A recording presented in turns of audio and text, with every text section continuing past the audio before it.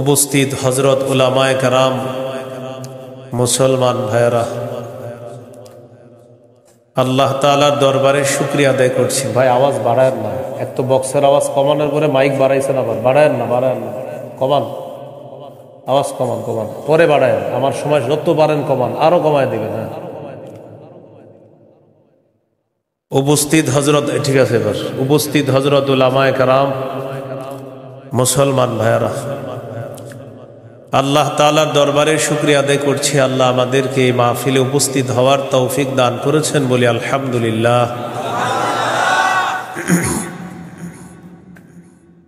আমি আপনাদের সামনে সূরাতুল বাকারার 256 নম্বর আয়াতে কারিমা থেকে কয়েকটি আয়াত তেলাওয়াত করলাম।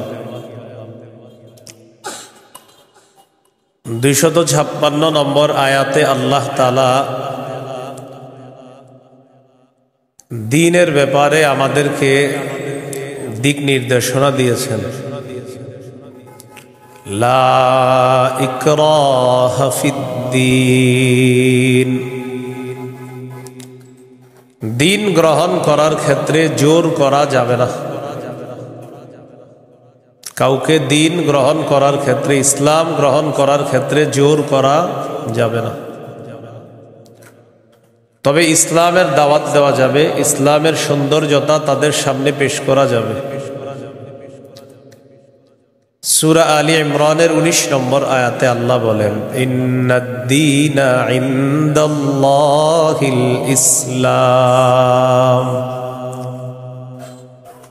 নিশ্চয়ই দ্বীন আল্লাহর কাছে ইসলাম। এটা হলো আয়াতের অনুবাদ। নিশ্চয়ই দ্বীন আল্লাহর কাছে ইসলাম, মানে আল্লাহর কাছে একমাত্র দ্বীন হলো ইসলাম। সূরা আলী ইমরানের 85 নম্বর আয়াতে আল্লাহ বলেন, ওয়ামান ইয়াবতাগি গায়রাল ইসলামি দীনান ফালাই ইউকবালা মিন, যে ব্যক্তি ইসলাম ছাড়া অন্য কোনো দ্বীনকে গ্রহণ করে, অন্য কোনো কিছুকে দ্বীন হিসাবে গ্রহণ করে, ফালাই ইউকবালা মিন, এটা তার থেকে গ্রহণ করা হবে না। কেউ যদি ইসলাম ছাড়া অন্য কোনো কিছুকে দ্বীন হিসাবে গ্রহণ করে, এটা তার থেকে গ্রহণ করা হবে না, মানে ইসলাম ছাড়া অন্য কোনো দ্বীন গ্রহণযোগ্য না। এটা অন্যকে দাওয়াত দিয়ে বোঝানো যাবে। জাহিলি যুগের বন্ধা নারীরা, যাদের সন্তান হয় না, এই জাতীয় নারীরা মানত করলো, আমার যদি ছেলে হয় ছেলের ইহুদি বানাবো। নাউজুবিল্লাহ। কি বানাবে? নাজিবি গোত্রের ইহুদিদেরকে বের করে দেওয়ার জন্য হুকুম আসলো। ইহুদিদের আত্মীয় স্বজন যারা আছে তারা চিন্তা করলো, আমাদের আত্মীয় স্বজন যারা, তাদেরকে মুসলমান বানায়া মদিনায় রেখে দিই।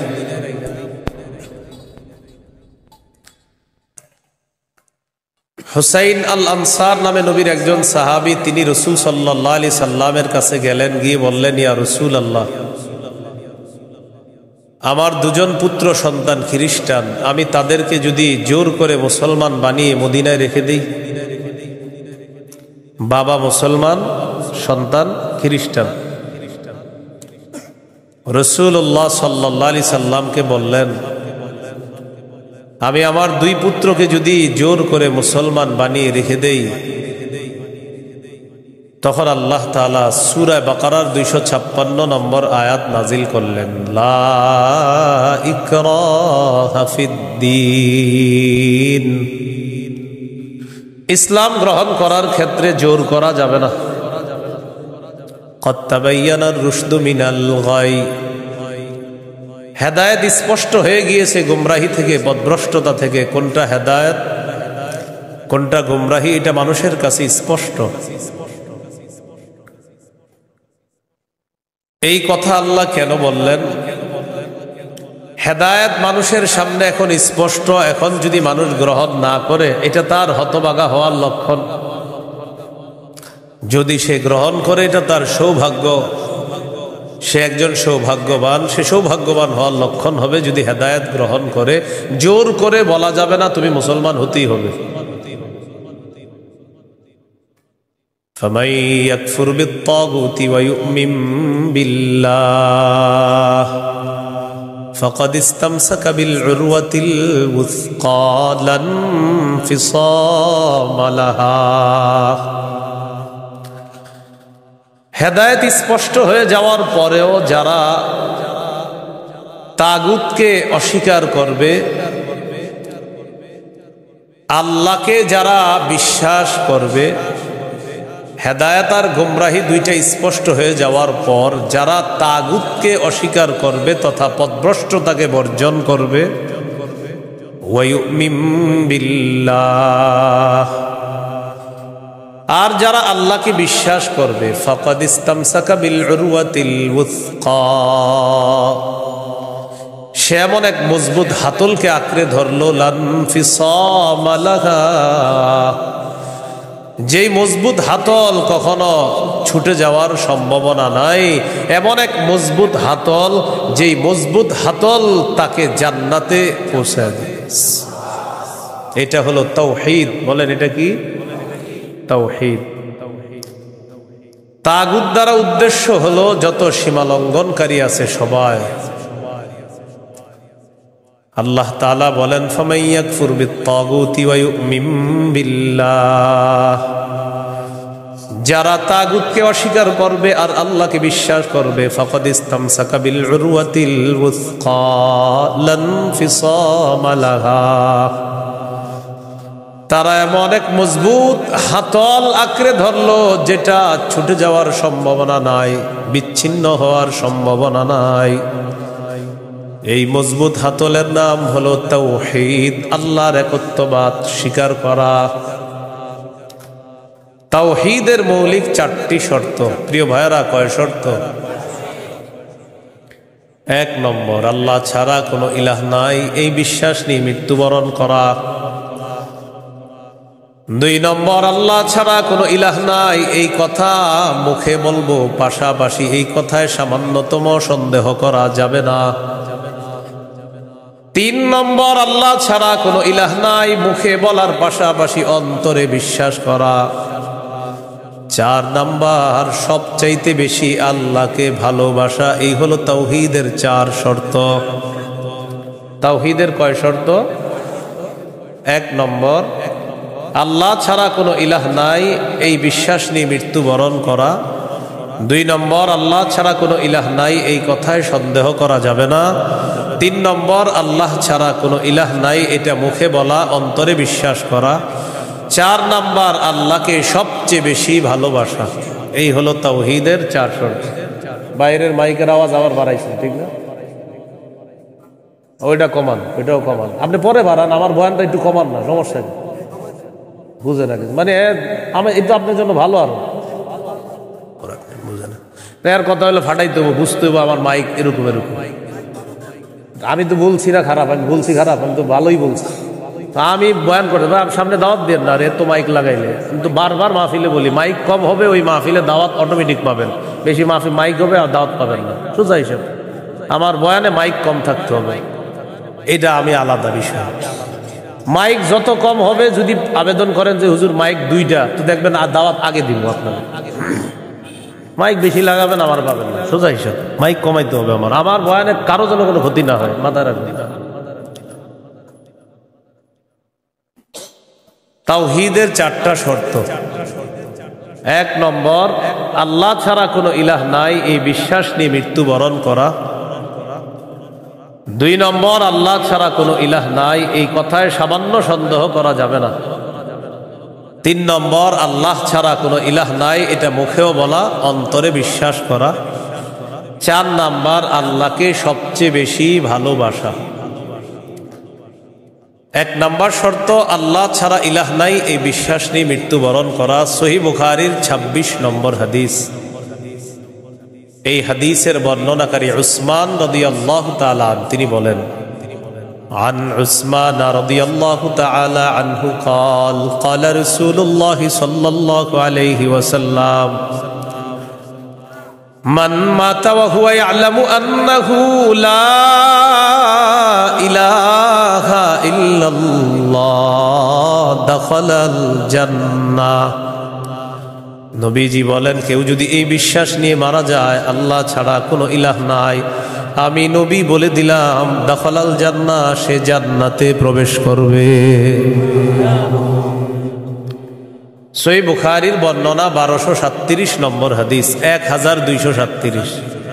জিবরিল আমিন নবীর কাছে আসছে, আসার পর বললেন, বাশির উম্মাতাকা আন্নাহু মান মাতা মিন উম্মাতিক লা ইউশরিকু বিল্লাহি শাইআ দাখালাল জান্নাহ।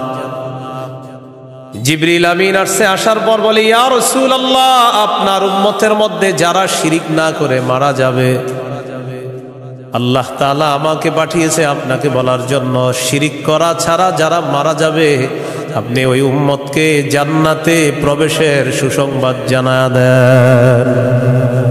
বুঝে আসছেন সবার? তাহলে 1 নাম্বার, আল্লাহ ছাড়া কোনো ইলাহ নাই এই বিশ্বাস নিয়ে মৃত্যুবরণ করা। একদিন এক ফেরেশতা নবীজির কাছে আসছে। নবীজি সাল্লাল্লাহু আলাইহি সাল্লাম বলেন, তানি আতিম মির রাব্বি ফাখায়্যারানি বাইনা আন ইউদখিলা নিসফা উম্মতি আল জান্নাহ ওয়া বাইনা আশ-শাফাআহ। নবী বলেন, একজন ফেরেশতা আমার কাছে আসছে, আসার পর আমাকে 2টি বিষয়ের স্বাধীনতা দিয়েছে, যে কোনো একটা গ্রহণ করার জন্য।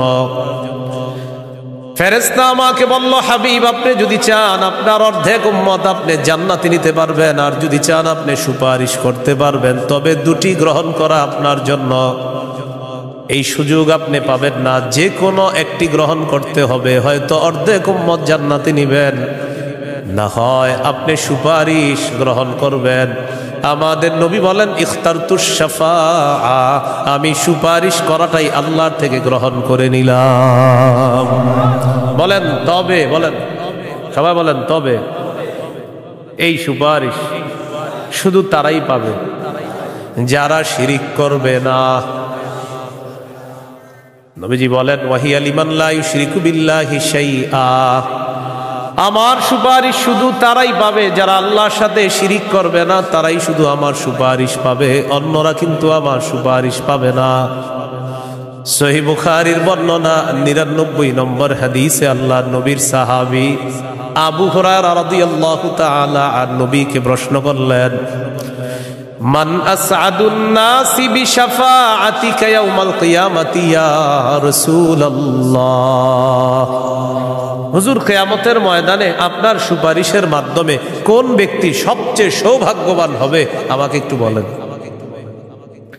নবীজি বললেন, আবু হুরায়রা, আমি জানতাম তোমার আগে এই প্রশ্ন আমাকে কেউ করবে না। লিমা রাআইতু মিন হিরসিকা আলাল ইলম, ইলমের প্রতি তোমার যে আগ্রহ, বিদ্যার প্রতি তোমার যে আগ্রহ, আমি জানতাম তোমার আগে এই প্রশ্ন আমাকে কেউ করবে না, তুমি যেই প্রশ্নটা করছিস। তো যেহেতু তুমি প্রশ্নটা করেই ফেলছো, উত্তরটা নাও। আসাদুন নাসি বিশাফাআতি ইয়াউমাল কিয়ামাতি মান ক্বালা লা ইলাহা ইল্লাল্লাহ খালিসাম মিন কিবালি নাফসি। কোন ব্যক্তি যদি দিল থেকে বলে লা ইলাহা ইল্লাল্লাহ, আর এই বিশ্বাস নিয়ে যদি মারা যায়, কিয়ামতের ময়দানে আমার সুপারিশের মাধ্যমে এই ব্যক্তি সবচাইতে সৌভাগ্যবান বান্দা হয়ে যাবে। কি শিখলাম বলেন? লা ইলাহা ইল্লাল্লাহ। তিরমিজির বর্ণনা 3592 নম্বর হাদিস। قال رسول الله صلى الله عليه وسلم ما عبد قال لا إله إلا الله مخلصا قط إلا فتحت له أبواب السماء حتى تفزع إلى العرش। নবীজি বলেন, কোন বান্দা যদি একবার ইখলাসের সাথে লা ইলাহা ইল্লাল্লাহ পাঠ করে, আল্লাহর আসমানের সবগুলা দরজা খুলে দেওয়া হয়, তার লা ইলাহা ইল্লাল্লাহ যেন আরশ পর্যন্ত পৌঁছে যায়। তাওহীদের কয় শর্ত ভুলে গেছে? কয় শর্ত? 1 নম্বর, আল্লাহ ছাড়া ইলাহ নাই এই বিশ্বাস নিয়ে মরতে হবে। 2 নম্বর, আল্লাহ ছাড়া কোনো ইলাহ নাই, এই কথায় সামান্য সন্দেহ করা যাবে না। সূরা হুজুরাতের 15 নম্বর আয়াতে আল্লাহ বলেন, ইন্নামাল মুমিনুনা আল্লাযীনা আমানু বিল্লাহি ওয়া রাসূলিহি সুম্মা লাম ইয়ারতাবু وجاهدوا بأموالهم وأنفسهم في سبيل الله أولئك هم الصادقون। আল্লাহ তাআলা বলেন, প্রকৃত ঈমানদার হলো তারা যারা আল্লাহকে বিশ্বাস করে, রাসূলকে বিশ্বাস করে, সামান্য সন্দেহ করে না। وجاهدوا بأموالهم وأنفسهم في سبيل الله, যারা নিজেদের জান মাল নিয়ে আল্লাহর রাস্তায় লড়াই করে। আল্লাহ বলেন, উলাইকা হুমুস সাদিকুন, আমি আল্লাহ তাদেরকে কোরআনে খাঁটি সত্যবাদী বলে ঘোষণা করলাম। এরা খাঁটি সত্যবাদী, আল্লাহকে বিশ্বাস করে, রাসূলকে বিশ্বাস করে, একটু সন্দেহ করে না। 3 নম্বর শর্ত, লা ইলাহা ইল্লাল্লাহ, আমি মুখে উচ্চারণ করলাম আল্লাহ ছাড়া কোনো ইলাহ নাই, অন্তরেও বিশ্বাস করা।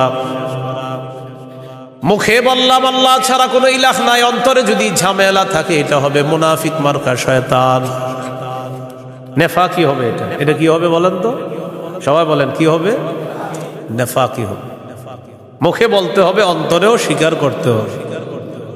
সূরাতুল ফাতহির 11 নম্বর আয়াতে আল্লাহ বলেন, ইয়াকুলুনা বিআলসিনাতিহিম মা লাইসা ফি কুলুবিহিম, তারা তাদের মুখ দিয়ে এমন কথা বলে যা তাদের অন্তরের কথা না। তাহলে বলেন তো, তাওহীদের 3 নম্বর শর্ত, মুখে বললাম একটা আর অন্তরে আরেকটা, শর্ত পূরণ হবে? মুখে যা বলবো অন্তরেও তা যদি হয়, এটা 3 নম্বর শর্ত পূরণ হবে। অন্তরে যদি ঈমান সরিষার দানা পরিমাণও হয়, একদিন জান্নাতে যাবে।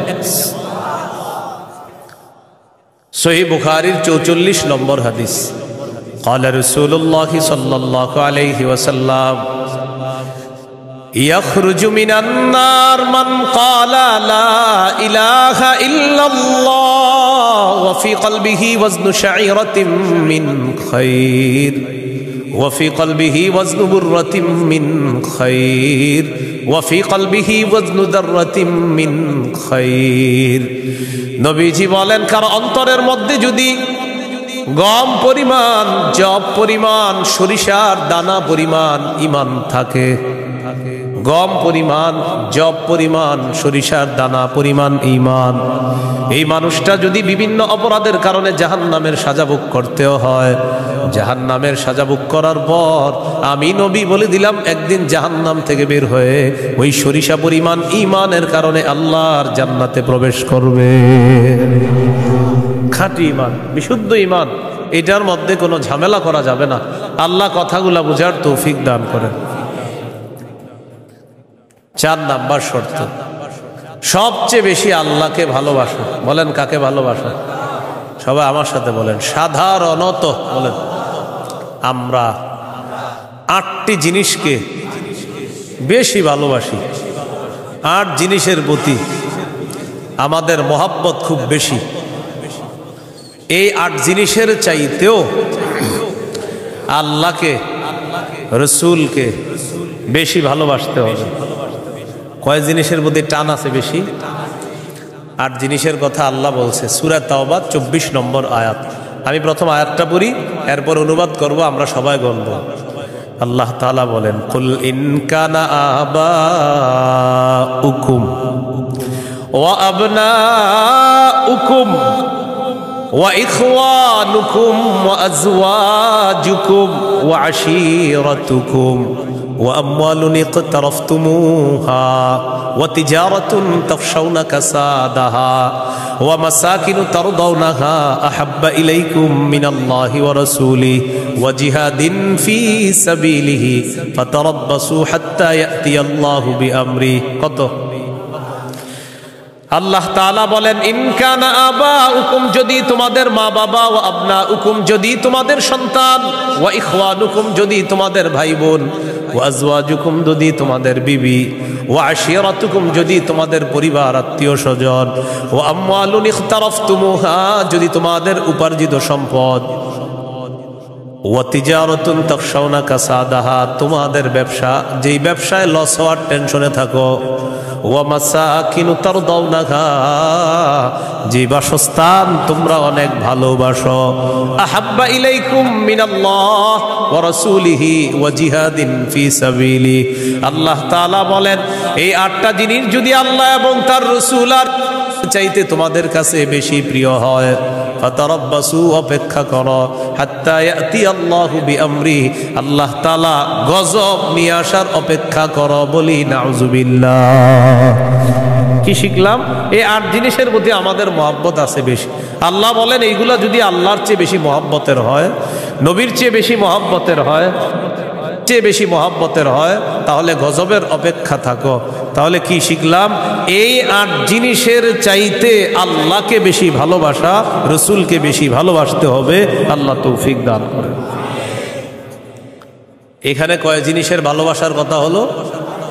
8 জিনিসের ভালোবাসার কথা। এবার আমার সাথে বলেন, সাধারণত মৌলিকভাবে 2টা জিনিস আমাদেরকে আল্লাহর থেকে দূরে রাখে। 1 সম্পদ, 2 সন্তান। এই 2টা মৌলিকভাবে আমাদেরকে খালি আল্লাহর থেকে গাফেল করে দেয়। সূরা মুনাফিকুনের 9 নম্বর আয়াতে আল্লাহ বলেন, ইয়া আইয়ুহাল্লাযীনা আমানু লা তুলহিকুম আমওয়ালুকুম ওয়ালা আওলাদুকুম আন যিকরিল্লাহ। আল্লাহ তাআলা বলেন, হে ঈমানদারগণ, লা তুলহিকুম আমওয়ালুকুম ওয়ালা আওলাদুকুম তোমাদের সম্পদ, তোমাদের সন্তান তোমাদেরকে যেন গাফেল করে না দেয়, আন যিকরিল্লাহ আল্লাহর স্মরণ থেকে যেন গাফেল করে না দেয়। দোকানের শাটারটা লাগাইতেছেন, অর্ধেক শাটার আপনি নিছেন, মুয়াজ্জিন মসজিদের মধ্যে বলে কদ কামাতিস সালাহ, কদ কামাতিস সালাহ, নামাজ দাঁড়ায় গেছে, নামাজ দাঁড়িয়ে গেছে। এই টাইমে কাস্টমার এসে কয় 10,000 টাকার সদায় লাগবে, টেনশনে পড়ে গেলেন, নামাজ 10,000, নামাজ 10,000, নামাজ 10,000, পুরাই টেনশনে আছে। আল্লাহ তাআলা বলেন সম্পদ যেন তোমাদেরকে আল্লাহর থেকে দূরে সরায় না দেয়। নামাজ দাঁড়িয়ে গেছে, আপনি শাটারও লাগাইতেছেন নামাজে যাওয়ার জন্য, আল্লাহ তাআলা বলেন এই শোনো সম্পদ যেন আল্লাহর থেকে দূরে সরায় না দেয়। কাস্টমার কয় 10,000, মুয়াজ্জিন কয় কদ কামাতিস সালাহ, টেনশনে পড়ে গেছে, কি করব? সূরা তাহার 132 নম্বর আয়াতে আল্লাহ বলেন, লা নাসআলুকা রিজকা নাহনু নারযুকুকা, নবী আপনার কাছে আমি রিজিক চাই না, আমি আপনারে রিজিক দেই। পরিবারকে নামাজের কথা বলেন, নিজে নামাজ পড়েন। নামাজের পর আল্লাহ তাআলা রিজিকের কথা কেন বললেন? কারণ রিজিকের টেনশনে মানুষ নামাজ থেকে দূরে থাকে। আল্লাহ বলেন, বান্দা তুমি নামাজে যাও, আমি তোমার থেকে রিজিক চাই না, আমি আল্লাহ তোমাকে রিজিক দিয়ে দেই। সম্পদ আল্লাহর থেকে দূরে রাখে। আর হলো সন্তান, সারাদিন কান্নাকাটি করে না, যেই জোহর নামাজে রওনা করবেন ওই টাইমে কয় আমি চিপস খাবো, সারাদিন কানবে না। যখন নামাজে যাবেন তখন এক দুনিয়ার যত কিছু আছে সব খাইতে মন চায়, ইবলিস এসে খোঁচায় কয়টা কয়টা কয়টা। আপনি তখন বুদ্ধি করে কি করবেন? ওইটারে প্যাম্পাস পরায়া মসজিদের এক কোনায় নিয়ে বসায় তুমি বসে থাকেন, বুঝেন নাই? আর ইবলিস রে বলবেন, ইবলিস তুমি যেই ঝামেলাটা আমার সাথে ডেলি নামাজের সময় করো, এই ঝামেলা করে কাজ হবে না। কারণ নামাজের সময় তুই যতবার আমার সন্তানরে খোঁচাবি, ওরে ততবার কাঁধে করে মসজিদে নিয়ে যাবো। প্যাম্পাস পরায় ওটারও নিয়ে যাবেন মসজিদে, নিয়ে পাশে বসায় রাখবেন। ইবলিস বুঝা ফেলবে না, এই রে খোঁচায় লাভ না, এরে খোঁচাইলে দেখি সন্তানও নামাজি বানায় ফেলবে। সুবহানাল্লাহ।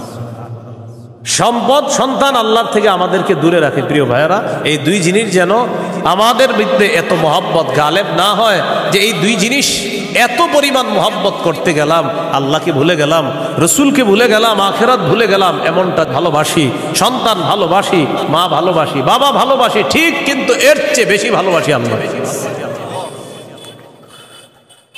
এই হলো আল্লাহকে সবচেয়ে, তাওহীদের কয় শর্ত? 4 নাম্বার, সবচেয়ে বেশি কাকে ভালোবাসা? আল্লাহকে, রসুলকে সবচেয়ে বেশি ভালোবাসা, আল্লাহকে এরপর রসুলকে সবচেয়ে বেশি ভালোবাসা। সহিহ বুখারীর বর্ণনা 16 নম্বর হাদিস, ক্বালা রাসূলুল্লাহ সাল্লাল্লাহু আলাইহি ওয়াসাল্লাম সালাসুন মান কুন্না ফীহি ওয়াজাদা হালাওয়াতাল ঈমান। নবীজি বলেন 3টা বৈশিষ্ট্য যদি কারো মধ্যে থাকে সে অন্তরের মধ্যে ঈমানের স্বাদ আস্বাদন করতে পারবে। 1 নাম্বার, ইয়াকুন আল্লাহু ওয়া রাসূলুহু আহাব্বা ইলাইহি মিম্মা সিওয়াহুমা। আল্লাহ, আল্লাহ রসুল ছাড়া যত কিছু আছে সব কিছুর চাইতে আল্লাহ আর তার নবীকে বেশি ভালোবাসা। 2 নাম্বার, ওয়া ইউহিব্বাল মারআ লা ইউহিব্বুহু ইল্লা লিল্লাহ। কোন মুসলমানকে শুধুমাত্র আল্লাহর জন্য ভালোবাসা।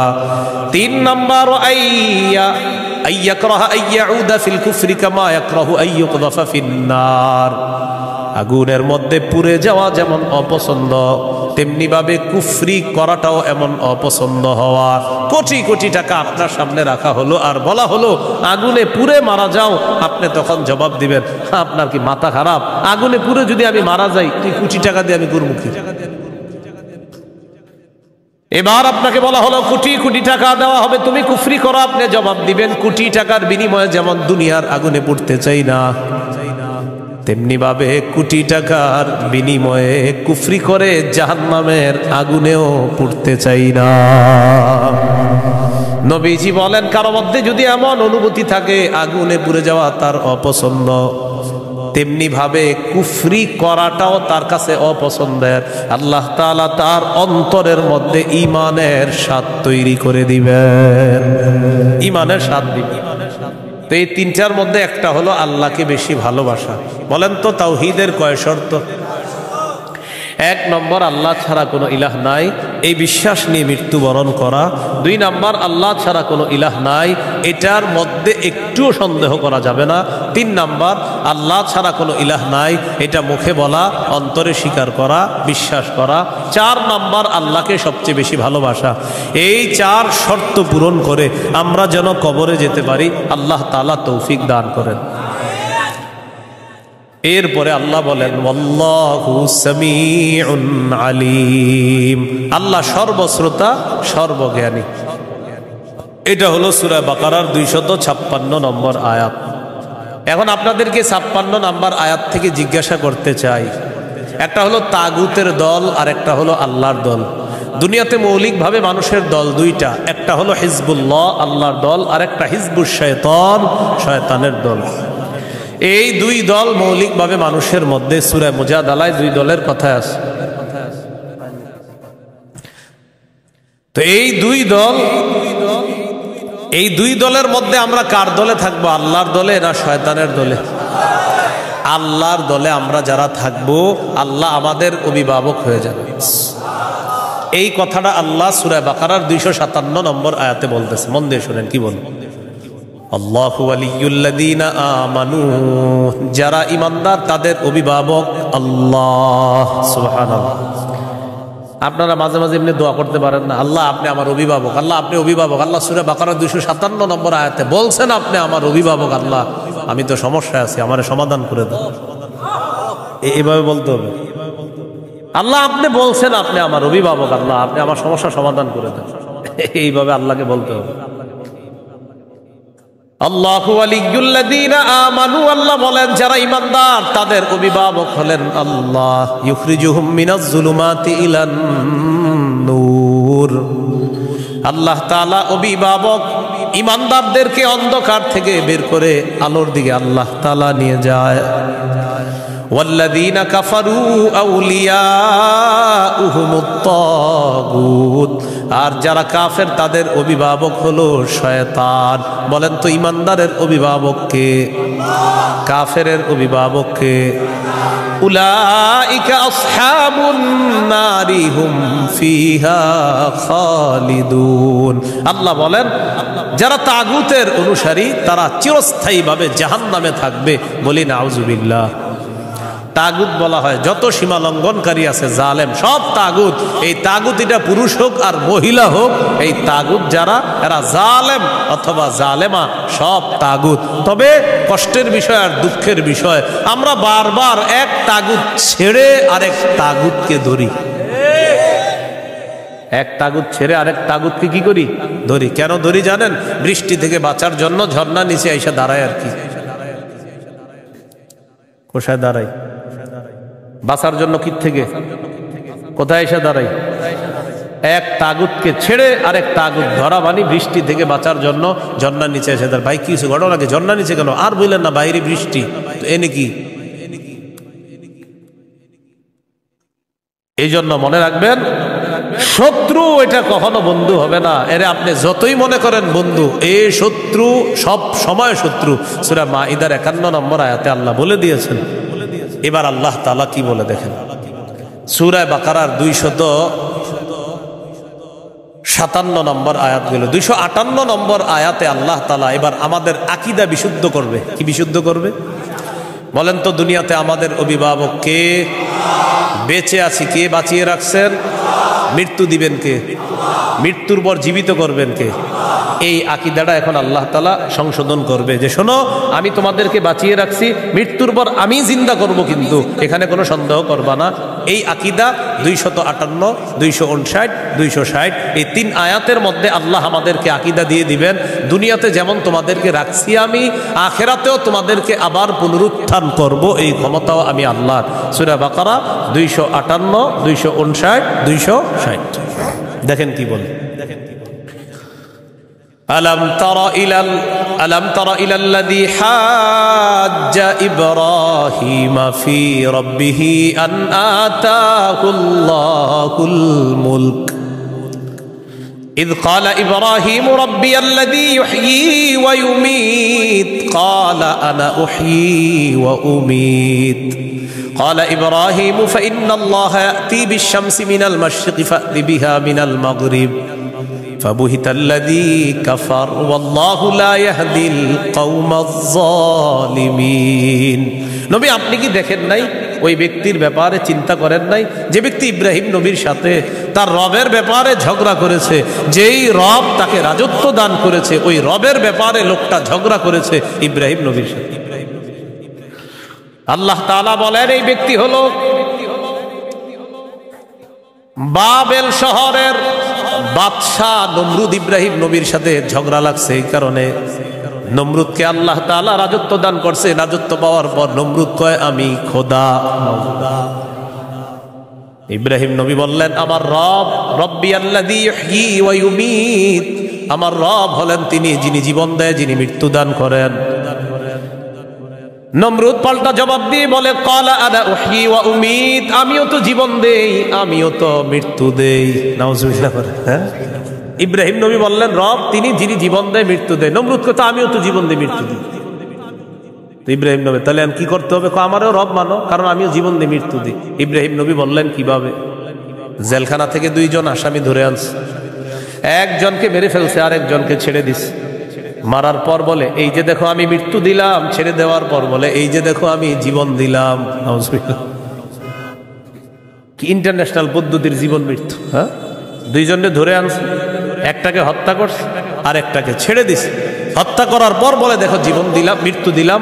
জীবন দিলাম কিভাবে? আরেকটাকে ছেড়ে দিছে। এইটা ছেড়ে দেওয়ার পর বলছে আমি তাকে জীবন দিলাম। আপনারা বলেন এটা কি জীবন মৃত্যু? ইব্রাহিম নবী চিন্তা করলেন এর এমন এক কথা বলে আটকাইতে হবে যেই কথার পরে আর ঝগড়া করবে না।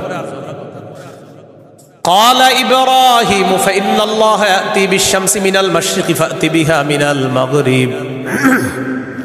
ইব্রাহিম নবী বললেন আমার রব আল্লাহ প্রতিদিন সূর্য পূর্ব দিক থেকে উঠায়, তুমি পশ্চিম দিক থেকে উঠায় দাও। তুমিও তো রব, তোমার দাবি অনুযায়ী। নাউজুবিল্লাহ।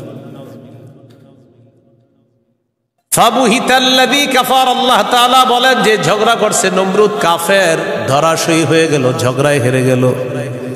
মুফাসসিরিনে কেরাম বলেন নমরুদ পাল্টা বলতে পারতো ইব্রাহিম আমি সূর্য পশ্চিম দিক থেকে উঠাতে পারবো না, তোমার রব আল্লাহ প্রতিদিন পূর্ব দিক থেকে সূর্য উঠায়। আমি তো পারবো না, তুমি তোমার রব আল্লাহকে বলো সূর্যটা যেন পশ্চিম দিক থেকে উঠায়া দেখা দেয়। মুফাসসিরিনে কেরাম বলেন নমরুদ বুঝে শুনেই পাল্টা চ্যালেঞ্জ দেয় নাই। কেন দেয় নাই? নমরুদ কিন্তু চ্যালেঞ্জ দিতে পারতো পাল্টা, ইব্রাহিম তুমি আমারে বললা আমি যেন সূর্য পশ্চিম দিক থেকে উঠাই, তোমার রব যেহেতু পূর্ব দিক থেকে উঠায়, তো পাল্টা প্রশ্ন করতে পারতো নমরুদ, ইব্রাহিম আমি তো পারলাম না, তোমার রব আল্লাহকে বলো আল্লাহ যেন সূর্যটা পশ্চিম দিক থেকে উঠায়া দেখায়। মুফাসসিরিনে কেরাম বলে নমরুদ এটা বুঝে শুনেই পাল্টা প্রশ্ন করে নাই, কারণ নমরুদ জানে এই প্রশ্ন করলে ইব্রাহিম চ্যালেঞ্জ গ্রহণ করবে, আল্লাহকে বলবে আল্লাহ সাথে সাথে সূর্য পশ্চিম দিক থেকে উঠায়া দেখায়। আর এটা যদি করে ফেলে নমরুদের দল ছোট হয়ে যাবে, হালকা হয়ে যাবে। এই জন্য নমরুদ আর পাল্টা চ্যালেঞ্জ দেয় নাই। বলেন তো নমরুদকে রাজত্ব দিয়েছিল কে? দেওয়ার পর বলে আমি খোদা। কি বলে? আমি খোদা। এই জন্য প্রিয় ভাইয়েরা, সামনের দিকে যাদেরকে আমরা শাসন ক্ষমতায় বসাবো, যাদেরকে আমরা দায়িত্ব দিব, বুঝে শুনে দায়িত্ব দিতে হবে। কি শুনে? বলেন আমার সাথে, প্রতিদিন 2 রাকাত অতিরিক্ত নফল নামাজ পড়ব, পড়ার পর 3টা দোয়া করব।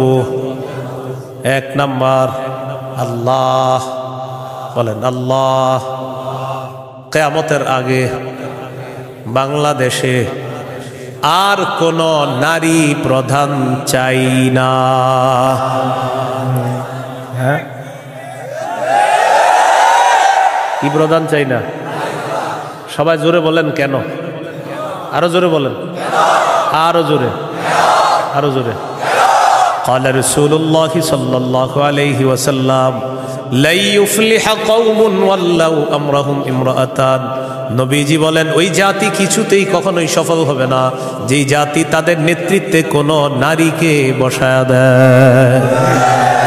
আপনি বুঝেন আর না বুঝেন, আমার নবীর কথা সঠিক। তো এই জন্য এই একটা বিষয় দোয়া করবেন। 2 নাম্বার দোয়া, বলেন আল্লাহ মরার আগে বাংলাদেশে শরিয়া আইন দেখে যেতে চাই। কি আইন? দেয়ালে দেয়ালে লিখে দিবেন শরিয়া আইন চায় না তারা। বলেন কোন না কোন অপরাধে অপরাধী যারা, বলেন আমার সাথে, শরিয়া আইন চায় না তারা, কোন না কোন অপরাধে অপরাধী যারা। চোর শরিয়া আইন চাইবে না, হাত কাটা যাবে। ধর্ষক শরিয়া আইন চাইবে না, তাকে পাথর মেরে হত্যা করা হবে, তার উপর ইসলামের শাস্তি প্রয়োগ করা হবে। এই জন্য ধর্ষক চাইবে না, চোর চাইবে না। আমাদের দেশে যদি আসলে শরিয়া আইন চালু হয়, বিগত দিনের শুধু চুরির বিচার করতে করতে সুপ্রিম কোর্ট হাইকোর্টের বিচারপতিরা ক্লান্ত হয়ে যাবে। শুধু চুরির বিচার হলে, কিসের বিচার? এটা 2 নাম্বার দোয়া করবেন। 3 নাম্বার দোয়া, বলেন আল্লাহ আমাদের দেশে এমন একজন শাসক দিয়ে দেন যেই শাসক মৌলিক 4টি কাজ করবে। 1 নাম্বার নামাজ কায়েম করবে, 2 নাম্বার যাকাত প্রতিষ্ঠিত করবে, 3 নাম্বার সৎ কাজের আদেশ করবে, 4 নাম্বার অসৎ কাজের নিষেধ করবে। সবাই বলেন দলিল, বলেন দলিল। সূরা হজ 41 নম্বর আয়াত। কোন সূরা? কত নম্বর আয়াত? এই আয়াতে আল্লাহ বলেন আল্লাযীনা ইম্মাক্কান্নাহুম ফিল আরদি আকামুস সালাহ ওয়া আতাউয যাকাতা ওয়া আমারু বিল মারুফি ওয়া নাহাউ আনিল মুনকার। আল্লাহ তাআলা বলেন আমি যাদেরকে দুনিয়ার শাসন ক্ষমতায় বসাই তাদের মৌলিক কাজ হবে 4টা। 1 নাম্বার আকামুস সালাহ, তারা রাষ্ট্রীয়ভাবে নামাজ কায়েম করতে হবে। রাষ্ট্রের প্রত্যেকটা নাগরিক যেন নামাজ পড়ে, এই দায়িত্ব পালন করতে হবে। 2 নাম্বার ওয়া আতাউয যাকাত, যাকাতের বিধান রাষ্ট্রীয়ভাবে চালু করতে হবে। আমাদের দেশে যদি রাষ্ট্রীয়ভাবে যাকাতের বিধান চালু হয়ে যায় আর সব ধনীরা যদি 1 বছর যাকাত আদায় করে, কয় বছর? ওই বছর সুদ বলবে যাকাত তুমি ভালো থেকো, আমি সুদ বিদায় নেই। কয় বছর? 1 বছর যদি যাকাত যারা দেয়, এরা যদি দেয়, সুদ বলবে যাকাত তুমি থাকো, আমি চলে যাই, কারণ আমার আর থাকার জায়গা নাই। বলেন আমার সাথে, সুদে ফকির আরো ফকির হয়, জাকাতে ফকির আরো ধনী হয়।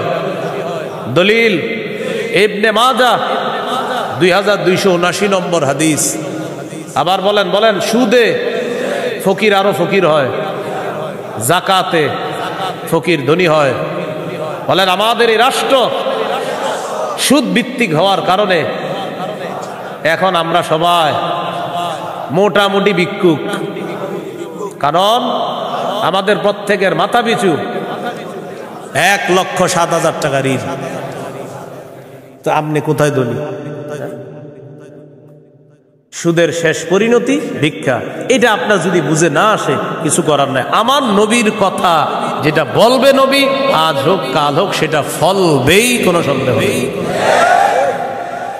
তো আমরা দাবি করি 90% মুসলমান, এখানের অর্থ ব্যবস্থা সুদ ভিত্তিক। এজন্য আমরা স্লোগান পাল্টাবো, বলেন দারিদ্র বিমোচনে সুদ নয় যাকাত। বলেন তো দারিদ্র বিমোচনে কি? দারিদ্র বিমোচনে সুদ নয় যাকাত। এগুলা দেয়ালে লিখে দিবেন যে দারিদ্র বিমোচনে সুদ নয় যাকাত। লিখে দিবেন দারিদ্র বিমোচনে সুদ নয় যাকাত। লিখবেন সুদে ফকির আরো ফকির হয়, যাকাতে ফকির আরো ধনী হয়। নমরুদকে রাজত্ব দিছে আল্লাহ তাআলা, সে এখন বলে আমি খোদা। বলেন নাউজুবিল্লাহ। বলেন জীবন মৃত্যু কে দেয়? এটা হলো সূরা বাকারা 258 নম্বর আয়াত। 259 নম্বর আয়াতটা শোনার আগে আগে বুঝেন। এক ব্যক্তি এক এলাকার সামনে দিয়ে যাইতেছে, যাওয়ার সময় দেখে কি এলাকার সবগুলা ঘর বাড়ি ছাদের উপরে পড়ে রয়েছে, নিচে ছাদ উপরে ঘর বাড়ি। আপনাদের এলাকার ছাদ কি নিচে থাকে না বাড়ির উপরে থাকে? কয়েকজন কইছে মানে অন্যদের ঘর বাড়ির ছাদ নিচে থাকে। ঘর বাড়ির ছাদ কই থাকে? এটা প্রথমে বললেন না কেন? মানে প্রথমে কয়েকজন কইছে কয়েক উপরে, মানে অন্যদের ছাদগুলা নিচে। আপনাদের ঘর বাড়ির ছাদ কই? তো এই কথাটা প্রথমে বললে সমস্যা ছিল কি? এক ব্যক্তি যাইতেছে এক এলাকার সামনে দিয়ে, যাওয়ার সময় দেখে ঘর বাড়ি সব ধ্বংস হয়ে পড়ে রয়েছে, নিচে হইল ছাদ উপরে ঘর বাড়ি। উনি এই বিষয়ে দেখা সাথে সাথে বললেন আল্লাহু আকবার, আল্লাহ কত মহান, এদেরকে ধ্বংস করলেন আল্লাহ, আবার আল্লাহ কিভাবে জিন্দা করবে এটা ওনার সন্দেহ না, এটা ওনার কি না সন্দেহ না, এটা উনি বিস্ময় প্রকাশ করতেছে আল্লাহ কত মহান, আবার কিভাবে আল্লাহ জিন্দা করবে এটা মুখ দিয়ে বলে ফেলছে। সাথে সাথে আল্লাহ তাকে মৃত্যু দিচ্ছে। 100 বছর মৃত অবস্থায় রাখছে। কয় বছর? 100 বছর মৃত অবস্থায় রাখছে। 100 বছর পর জিন্দা করছে। জিন্দা করার পর তাকে জিজ্ঞাসা করলেন আপনি কয় বছর মৃত অবস্থায় ছিলেন? তো জবাব দিলেন 1 দিন বা আধা দিন। আল্লাহ তাআলা বললেন আপনি 100 বছর ছিলেন মরা। কয় বছর? ওই যে উনি বলছিলেন মরাকে আল্লাহ কিভাবে জিন্দা করবে, আল্লাহ দেখাই দিতেছে। আপনার খানা পানির দিকে তাকান তো তাকাইছে, খানা পানির দিকে তাকায় দেখে খানা পানি পচে নাই। সুবহানাল্লাহ। কয় বছর? এবার আপনার গাদার দিকে তাকান তো তাকাইছে গাদার দিকে, গাদাটার কি অবস্থা দেখে কি গাদা পচে গলে মরে মাটির সাথে মিশে গেছে। আল্লাহ তাআলা বুঝায় এই জন্যই তো আমি আল্লাহ। সুবহানাল্লাহ। এবার আল্লাহ তাআলা বললেন দেখেন গাদার অস্থিগুলা মাটির সাথে মিশে গেছে, আমি এগুলারে উঠাই। তো হাড্ডি উঠাইছে, উঠানোর পর এটার উপরে আল্লাহ গোস্তের প্রলেপ দিয়ে এটার মধ্যে প্রাণ সঞ্চার করে আবার গাদা জিন্দা করে দিচ্ছে। বলেন মৃতকে জিন্দা করে কে? এই কথাটাই আল্লাহ তাআলা বলেন আও কাল্লাযী মাররা আলা ক্বরিয়াতি ওয়া হিয়া খাফিয়াতুন আলা উরুশিহা। অথবা নবী আপনি কি ওই ব্যক্তির ব্যাপারে চিন্তা করেন নাই যে ব্যক্তি এক এলাকার সামনে দিয়ে গেছে, যাওয়ার সময় দেখে এলাকার সবগুলা ঘর বাড়ি ছাদের উপর পড়া, এর মানে ঘর বাড়িগুলা সব ধ্বংস। ক্বালা আন্না ইউহয়ী হাযিহিল্লাহু বা'দা মাউতিহা। তখন তিনি বললেন আল্লাহ তাআলা কিভাবে তাদেরকে মৃত্যুর পর আবার পুনরায় জিন্দা করবেন। ফাআমাতাহুল্লাহু মিআতা আমিন। আল্লাহ তাআলা তাকে 100 বছরের জন্য মৃত্যু দিলেন। সুম্মা বাআসা, আবার তাকে জিন্দা করলেন। করার পর আল্লাহ বললেন ক্বালা কাম লাবিস্তা, কতদিন আপনি এইভাবে মৃত অবস্থায় কাটিয়েছেন? তিনি জবাব দিলেন লাবিস্তু ইয়াওমান আও বা'দা ইয়াওম, একদিন বা আধা দিন আমি মৃত অবস্থায় ছিলাম। কয় দিন? না আপনারা বলেন আসলে কয় বছর? আল্লাহ তাআলা বলেন ক্বালা বাল লাবিস্তা মিআতা আমিন ফানজুর ইলা তাআমিকা ওয়া শারাবিকা লাম ইয়াতাসান্না। আপনি 100 বছর মরা ছিলেন, খানার দিকে তাকান, পানির দিকে তাকান, লাম ইয়াতাসান্না, পচে নাই। সুবহানাল্লাহ। ওয়ানজুর ইলা হিমারিকা, গাদাটার দিকে তাকান, গাদার দিকে তাকাইছে, তাকায় দেখে পচে গলে মাটির সাথে মিশে গেছে। আল্লাহ তাআলা বলেন, জানেননি কেন আপনাকে আমি মৃত্যু দিলাম, আবার 100 বছর পর আপনাকে আমি কেন জিন্দা করলাম? ওয়ালিনাজআলাকা আয়াতাল লিন্নাস, আমি আপনাকে দুনিয়ার মানুষের সামনে নিদর্শন হিসাবে রেখে দিলাম যে দেখো আমি আল্লাহ মৃতকে জিন্দা করি, এর দৃষ্টান্ত দুনিয়াতেই দেখায়া দিলাম। কয় বছর মৃত্যু রাখছে, এরপরে আল্লাহ আবার উঠেছে। এবার আল্লাহ বললেন, অনজুর ইলাল ইযামি কাইফা নুনশিজুহা, ওই যে আপনার গাদার অস্থিগুলা মাটির সাথে মিশে গেছে, দেখেন কিভাবে আমি উত্থিত করি। সুম্মা নাকসুহা লাহমা, এরপর দেখেন কিভাবে গোস্তের পোশাক হাড্ডিগুলার উপর পড়ায়া দেই। আল্লাহ গোস্তের পোশাক পরায়া প্রাণ সঞ্চার করে গাদা আবার জিন্দা করে। এবার তিনি বললেন, মানে কে? ওই যে যিনি বলছিলেন 100 বছর আগে আল্লাহ কিভাবে জিন্দা করবে, তখন তিনি বললেন, ক্বালা আ'লামু আন্নাল্লাহা আলা কুল্লি শাইইন কাদির, আমি বুঝতে পারছি, আমি জানি আল্লাহ সবকিছুর উপর ক্ষমতাবান। বলেন সবকিছুর উপর ক্ষমতাবান কে? 100 বছর মৃত রাইখা আবার জিন্দা করার ক্ষমতা কার? এখন আমি কি আপনাদেরকে বলছি লোকটাকে? এই লোকটাকে বলছি? বলি নাই। এলাকা কোনটা এটাও বলছি? বলি নাই। কোরআনে এলাকার নামও আসে নাই, ওই ব্যক্তির নামও আসে নাই। তবে মুফাসসিরিনে কেরাম বলেন এই ব্যক্তি যে একজন নবী ছিলেন এতে সন্দেহ নেই। উনি একজন কি ছিলেন? নবী ছিলেন, এতে কোনো সন্দেহ নেই। এটা হলো মুফাসসিরিনে কেরামের বক্তব্য। মুআররিখিন যারা আছে, ঐতিহাসিকগণ, তারা বলেন আগে পরে গবেষণা করলে বোঝা যায় তিনি ছিলেন উযাইর আলাইহিস সালাম। কোন নবী? অথবা বলেন, অথবা আরমিয়া আলাইহিস সালাম, এটা একজন নবীর নাম। তাহলে ওই জনপদের সামনে দিয়ে যিনি গিয়েছেন তিনি একজন নবী ছিলেন, এই ব্যাপারটা স্পষ্ট। তবে তিনি কোন নবী ছিলেন, উযাইর নবী না আরমিয়া নবী, এই ব্যাপারে ঐতিহাসিকগণ বলেন তিনি হয়তো উযাইর নবী, না হয় আরমিয়া আলাইহিস সালাতু ওয়াস সালাম। এখন এলাকা, এটা কোন এলাকা? ঐতিহাসিকগণ বলেন এলাকাটা বাইতুল মুকাদ্দাসের বুখতে নসর যে এলাকা দখল করেছিল, ওই বুখতে নসরের এলাকাটা ইতিহাস গবেষণা করলে বোঝা যায় ওই এলাকাটা আল্লাহ ধ্বংস করার পর তখন ওই নবী এলাকার সামনে দিয়ে গিয়েছিলেন। তাহলে এলাকার নাম সরাসরি কোরআনে নাই, এলাকার নাম সরাসরি হাদিসে নাই, নবীর নাম সরাসরি কোরআনে নাই, নবীর নাম সরাসরি হাদিসে নাই। মুফাসসির এবং ঐতিহাসিকগণ গবেষণা করে বলেন আগা গোড়া এটা গবেষণা করলে বোঝা যায় নবী ছিলেন হযরত উযাইর অথবা আরমিয়া, আর এলাকাটা ছিল বাইতুল মুকাদ্দাস। এই হলো সূরা বাকারার 259 নম্বর আয়াত। সূরা বাকারার 260 নম্বর আয়াত। এই আয়াতেও আল্লাহ আমাদের আকীদা স্বচ্ছ করবে যে দেখো দুনিয়াতে আমি তোমাদেরকে জিন্দা রাখছি, আবার আমি মৃত্যু দিব, আবার তোমাদেরকে পুনরুত্থান করব, এই ক্ষমতা। বিসমিল্লাহির রহমানির রহিম। আল্লাহুম্মা লাকাল হামদু ওয়া লাকাশ শুকর।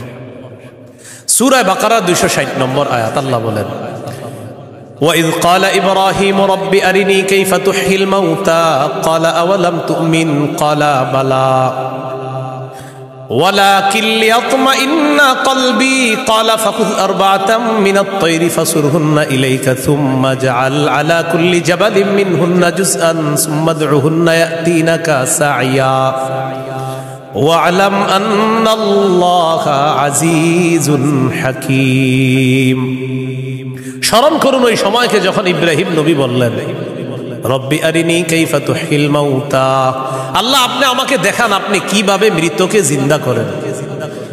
আল্লাহ তাআলা বললেন ক্বালা আওয়ালাম তুমিন, ইব্রাহিম আপনি কি বিশ্বাস করেন না?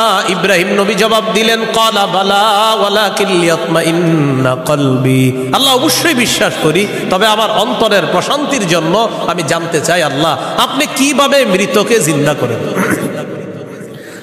ভাই 259 আর 260 নম্বর আয়াতে একটা বিষয় কিন্তু মনে রাখেন, আমি আবার বারবার বলতেছি কথাটা। 259 নম্বর আয়াতে ওই যে নবী বললেন আল্লাহ কিভাবে মৃতদেরকে জিন্দা করবেন, এটা কিন্তু নবীর সন্দেহ না। আবার বলছি এটা কি না? সন্দেহ না, বলেন বিস্ময়। কি উনি আশ্চর্য হচ্ছেন। আবার 260 নম্বর আয়াতে ইব্রাহিম নবী বলতেছে, আল্লাহ আপনি আমারে দেখান কিভাবে মৃতকে জিন্দা করেন। এটাও ইব্রাহিম নবীর সন্দেহ না, বরং ইব্রাহিম নবী অন্তরকে শান্তি দিতে চায়, আল্লাহ আপনি যে মৃতকে জিন্দা করেন এটা দেখলে আমার দিলে একটু ভালো লাগতো, শুধু এই কারণে আমি দেখতে চাই। তাহলে বিষয়টা কি সন্দেহ? নাউজুবিল্লাহ, কোন নবী সন্দেহ করতে পারে না। তো আল্লাহ তাআলা বললেন, ক্বালা ফাকুজ আরবাতাম মিনাত তায়র, ইব্রাহিম আপনি 4টা পাখি ধরেন, ফাসুরহুন্না ইলাইকা, এই 4টি পাখি আপনি বসে আনেন, আপনার আয়ত্তে আনেন। আয়াতে আনার পর সুম্মা জাআলা আলা কুল্লি জাবালিম মিনহুন্না জুজআ, 4টা পাখিকে আপনি চূর্ণ বিচূর্ণ করে টুকরা টুকরা করে ফেলবেন। টুকরা টুকরা করার পর এই পাখিগুলার টুকরা টুকরা বিভিন্ন পাহাড়ের মধ্যে আপনি ছিটায় দিবেন। কোন পাখির টুকরাটা কোন পাহাড়ের মধ্যে আছে এটা আপনার জানা নাই। এবার আপনি তাদের নাম ধরে আপনি ডাকবেন। আল্লাহ তাআলা বলেন, আমার হুকুমে যেই যেই পাখির টুকরাগুলা যেই পাহাড়ের মধ্যে আছে ওই টুকরাগুলা আমি আল্লাহ প্রত্যেক পাহাড় থেকে আলাদা আলাদা করে একত্রিত করে অবিকল ওই পাখির মধ্যে প্রাণ সঞ্চার করে দিব। পাখি আপনার সামনে উঠতে উঠতে উপস্থিত হয়ে যাবে। তো আল্লাহ বলেন, ফাসুরহুন্না ইলাইকা, এটা আপনি বসে আনেন, আয়াতটা আনেন। সুম্মা জাআল আলা কুল্লি জাবালিম মিনহুন্না জুজআ, এগুলার টুকরা টুকরা করে আপনি পুরা সব একসাথে করে ফেলবেন। এখন বলেন তো 4 পাখি একসাথে টুকরা টুকরা করলে কোন পাখির টুকরা কোথায় আছে এটা কি বলা যাবে? ইব্রাহিম নবীকে বললেন আলাদা আলাদা পাহাড়ের মধ্যে রেখে দেন। রাখার পর এবার আপনি ডাক দিবেন। ডাক দেওয়ার পর দেখবেন ওই আলাদা টুকরাগুলা একত্রিত হয়ে যেই যেই পাখির টুকরা আমি আল্লাহর হুকুমে ওই পাখির শরীরে যাবে, আমি প্রাণ সঞ্চার করে দিব, পাখি আপনার সামনে উঠতে উঠতে উপস্থিত হয়ে যাবে। শেষে আল্লাহ বলেন, ওয়ালাম, জেনে রাখেন, আল্লাহ আজিজুন হাকিম, আল্লাহ মহাপরাক্রমশালী, আল্লাহ মহাপ্রজ্ঞাময়। 3টি বিষয়। 1 নাম্বার, বলেন আল্লাহর কাছে মনোনীত ধর্মের নাম কি? ইসলাম। ইসলামের দাওয়াত অন্যের সামনে দেওয়া যাবে কিনা? যাবে। ইসলাম গ্রহণে কাউকে কি জোর করা যাবে? আচ্ছা। 2 নম্বর, মৌলিকভাবে মানুষের দল কয়টা? 2টা। একটা কার দল? আল্লাহর দল। আর একটা কার দল? শয়তান। ইমানদারের অভিভাবক কে? কাফেরদের অভিভাবক কে? শয়তান। 3 নম্বর, আমাদেরকে দুনিয়াতে জীবিত রাখছে কে? মৃত্যু দিবে কে? মৃত্যুর পর আবার জিন্দা করবেন কে? এই 3টি বিষয় সূরা বাকারার 256 থেকে 260 নম্বর আয়াত পর্যন্ত আমরা জানলাম। আল্লাহ তাআলা আমাদের সকলকে আকীদা বিশুদ্ধ করে স্বচ্ছ করে আমরা যেন কি মরা। 2 নম্বর, আল্লাহ ছাড়া কোনো ইলাহ নাই, সন্দেহ করা যাবে না। 3 নম্বর, আল্লাহ ছাড়া কোনো ইলাহ নাই, এটা মুখে বলা, অন্তরে বিশ্বাস করা। 4 নম্বর, আল্লাহ ছাড়া কোনো ইলাহ নাই, এই কথা তখন প্রমাণ হবে যদি আমি সবচেয়ে বেশি আল্লাহকে ভালোবাসি। বলেন তো কয় জিনিসকে সাধারণত বেশি ভালোবাসি আমরা? 8 জিনিস। এই 8 জিনিস থেকেও কাকে বেশি ভালোবাসতে হবে? আল্লাহ। আল্লাহ তাআলা আমাদের সকলকে আজকের সূরা বাকারার 256 থেকে 60 নম্বর আয়াত পর্যন্ত মৌলিক মূল 3টি কথা ছিল। 1 নাম্বার, আল্লাহর কাছে মনোনীত ধর্ম ইসলাম, এটা গ্রহণ করতে হবে, বাকি গ্রহণ করার ক্ষেত্রে কাউকে জোর করা যাবে না। 2 নাম্বার, একটা শয়তানের দল, একটা আল্লাহর দল।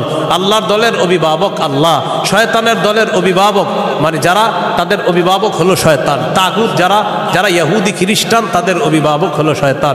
3 নাম্বার, আল্লাহ জীবিত রাখছে, আল্লাহ মৃত্যু দিবেন, আল্লাহ আবার জিন্দা করবেন। এই আকীদা, বিশুদ্ধ স্বচ্ছ আকীদা নিয়ে যেন আমরা কবরে যেতে পারি, আল্লাহ তাআলা তৌফিক দান করেন। সুবহানাল্লাহি ওয়া বিহামদিহি, সুবহানাকাল্লাহুম্মা ওয়া বিহামদিকা, আশহাদু আল্লা ইলাহা ইল্লা আনতা, আস্তাগফিরুকা ওয়া আতুবু ইলাইক।